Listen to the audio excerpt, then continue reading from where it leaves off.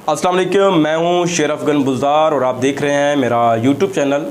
नाज़रीन, गुज़िश्ता दिनों डेरा गाज़ी ख़ान में जो वाक़या हुआ था, जिसमें लादी गैंग के सरगना खुदाबख्श चक्रानी ने जिस तरह एक शख्स के अज़ा काटे थे और उसके बाद उसको कत्ल किया था और उसके साथ दूसरे मुग़वी को कत्ल किया था, उसके बाद वज़ीर-ए-आज़म ने इस चीज़ का नोटिस लिया था और लादी गैंग के ख़िलाफ़ सख्त ऑपरेशन का हुक्म दिया था।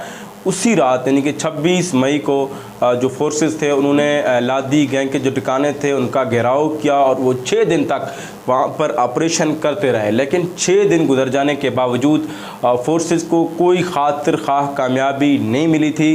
ना ही उन्होंने कोई लादी गैंग के सरगना को गिरफ़्तार किया, ना उनके कोई करंदे गिरफ़्तार हो सके, सिवाय 27 मुश्तबा अफराद को गिरफ़्तार किया गया, जिसमें खुदाबख्श चक्रानी का एक दादा था, जबकि 26 अफराद को शक की बुनियाद पर गिरफ़्तार किया गया कि शायद वो खुदाबख्श चक्रानी और जो दीगर उनके कारिंदे हैं उनके सहूलतकार हो सकते हैं। 6 रोज़ मुसलसल ऑपरेशन जारी रहने के बाद DPO डेरा गाज़ी ख़ान की ज़ेर सदारत कल इजलास हुआ था, जिसमें यह तय पाया गया कि अब लादी गैंग के ख़िलाफ़ जो ऑपरेशन होगा वो भारी नफरी के साथ नहीं होगा, बल्कि स्मार्ट ऑपरेशन किए जाएंगे, कॉम्बिंग ऑपरेशन किए जाएंगे, इंफॉर्मेशन बेस्ड ऑपरेशन किए जाएंगे। अब सवाल ये बनता है कि ऑपरेशन ने 6 रोज़ यहाँ पर ऑपरेशन किया, आखिर ये लादी गैंग के जो कारिंदे थे ये गए कहाँ थे? आखिर खुदाबख्श चक्रानी गया कहाँ था? आखिर उसके दीगर साथी गए कहाँ थे? तो इस हवाले से मेरे पास काफ़ी सारे मालूमात हैं, मैं उनको सिक्योरिटी जो इदारे हैं उनके साथ शेयर भी करता रहा।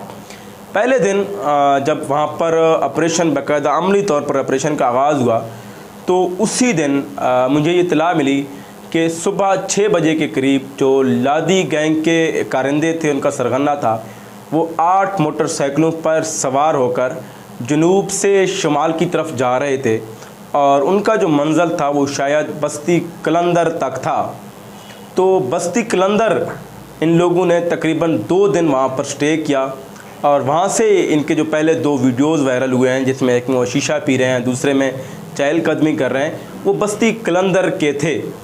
और बस्ती कलंदर मुश्किल रास्ता भी है वहाँ पर, और इसके साथ साथ इनके महफूज ठिकाने भी वहाँ पर मौजूद हैं, क्योंकि वहाँ पर जो पहाड़ों की साख्त है वो इसी तरह की है। वहाँ पर जो नीचे आप कह सकते हैं जो पहाड़ों के अंदर जो नकलो हरकत है वो आसानी से हो सकती है।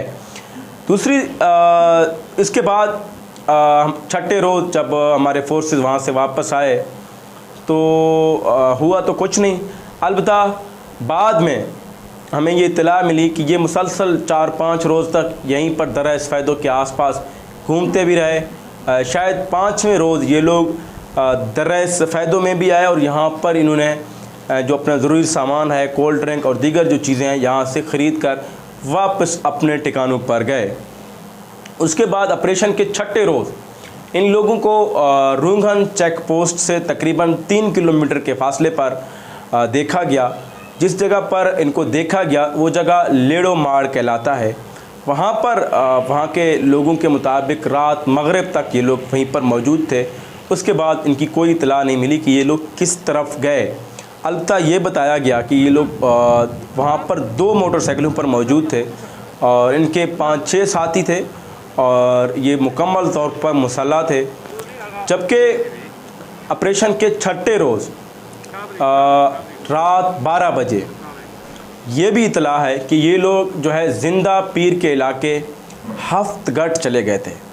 हफ्तगढ़ में जो इनका नायब कमांडर है रमज़ान, उसका वहाँ पर घर है और उसके घर ये वहाँ पर तकरीबन 2 से 3 दिन वहाँ पर मौजूद रहे। वहाँ पर इनके जो बाकी साथी थे, तकरीबन 5 साथी, उनको रमज़ान ने वहाँ पर कहीं रिपोश रखा। अलबत्ता वो ख़ुद वहाँ पर आसानी से घूमता फिरता रहा, आप कह सकते हैं। दूसरी जानिब आज बॉर्डर मिलिट्री पुलिस ने हफ्तगढ़ के इलाके में रेड किया।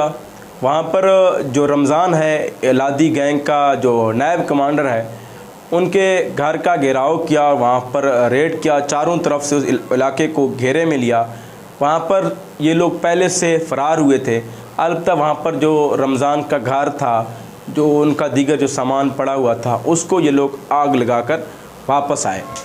अब इन लोगों की जो नकलो हरकत है, जो एजेंसीज़ की भी रिपोर्ट है, वो ये है कि इनके जो 5-6 अफराद थे वो हफ्तगढ़ में थे जबकि जो इनके बाकी जो कारिंदे थे, जिसमें इब्राहीम उर्फ इबरी जो कि खुदाबख्श चक्रानी का भाई है, वो और उसके जो बाकी 4-5 साथी थे, उनका जो लोकेशन था वो बाद में भी दर्रा फैदों का आता रहा। जबकि एक सोर्स ने हमें ये भी इतला दी है कि इनके 2 मोटरसाइकिलों पर सवार 5 अफराद जो थे वो मुबारकी के इलाके में मुसल्लह जाते हुए देखे गए।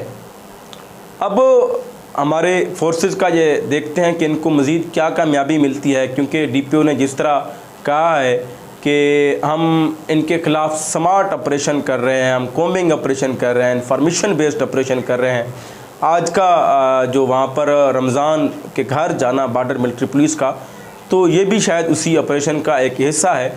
तो अभी तक हमें ये इत्तलात मौसूल हो रही हैं कि ये लोग अब भी ये कोई सुलेमान के ये तमुन खोसा के रेडियस में मौजूद हैं, लेकिन इनके जाने के जो रास्ते हैं उनको बंद भी किया जा सकता है, क्योंकि तमुन खोसा के एरिए में जितने भी अगर दर्रे आते हैं, उन दर्रों पर, उन रास्तों पर, अगर खाली मोर्चों पर मैं कहता हूँ कि एक एक अगर एहलकार जो है वो भी खड़ा कर दिया जाए, मोर्चों पे बिठा दिया जाए, तो शायद इन लोगों का वहाँ से निकलना जो है मुश्किल हो जाएगा।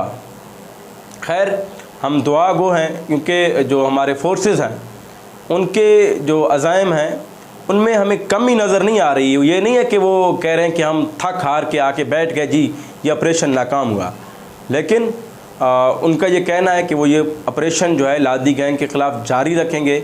उस इलाके में जहाँ पर लादी गैंग के ठिकाने हैं वहाँ पर चौकियाँ बना दी जाएंगी, वहाँ पर रेंजर का जो है वो मुस्तकिल एक किस्म का गश्त होगा, जिसके बाद शायद जो ये गैंग है इसका किला कमा हो सकेगा। हम दुआ गो हैं कि हमारे फोर्सेस जो हैं उनको इसमें कामयाबी मिले। इसी बात के साथ मुझे दीजिए इजाज़त। इंशाल्लाह आपको अपने अगले वीडियो में हम ये बताएंगे कि ये जो ऑपरेशन इसमें नाकामी हुआ है, जो 6 रोज़ की ऑपरेशन जो 6 रोज़ का था, इसके असल वजूहात क्या हैं, उसकी वजूहात जानने की मैंने कोशिश की है। इंशाल्लाह आपको दोबारा नेक्स्ट वीडियो में बताएंगे। तब तक के लिए मुझे दीजिए इजाज़त। अल्लाह हाफ़िज़।